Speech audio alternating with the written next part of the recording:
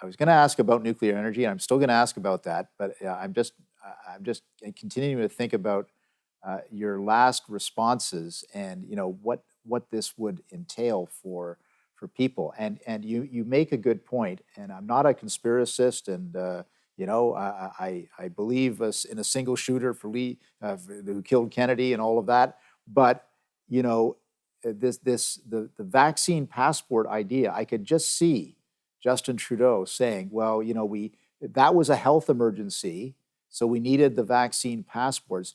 Now we have a climate emergency, and we need this kind of, basically a system to control human behavior in Canada. Is that one of your worries then?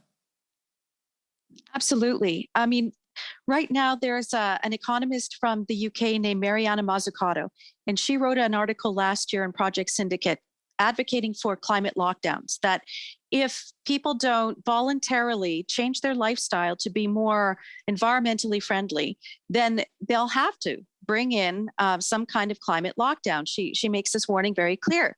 She is now advising the British Columbia government on their economic recovery. So I don't think it would be much of a stretch to see that these ideas somehow work their way into not just provincial thinking, which could very well be, maybe they'll start it in a province, but to then be rolled out on a federal scale, particularly if they're pushing the net zero lifestyle changes, because it's not with net zero, it's not just industry that's affected. No. It'll be everybody. And I think that was a subject that didn't get discussed during the election. Justin Trudeau said that this election was going to be transformative, that it was the most important election ever in the history of Canada. And everyone thought, well, that's just rhetorical hyperbole. Mm-hmm. But if you understand what the net zero transition actually means, what decarbonation will mean for the average person, it will be catastrophic. And I can't, it's so hard to understand why people aren't more concerned and talking about this issue.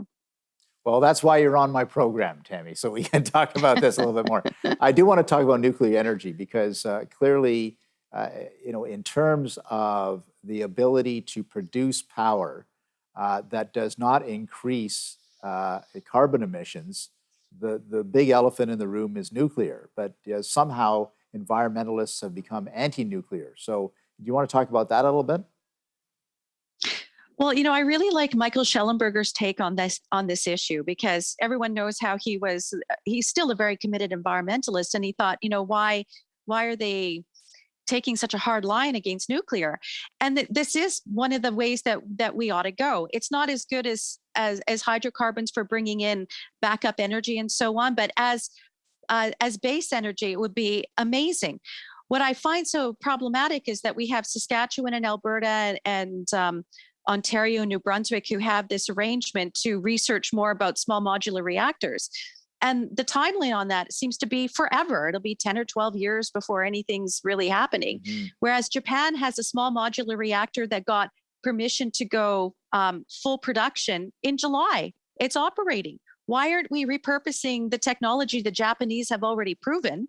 Why aren't we building that here? Why do we have to reinvent the wheel and do some made in Canada thing when the Japanese have already invested and tested and are running it? And if this is the way that we want to go forward, why don't we partner with Japan? Aren't they our friends?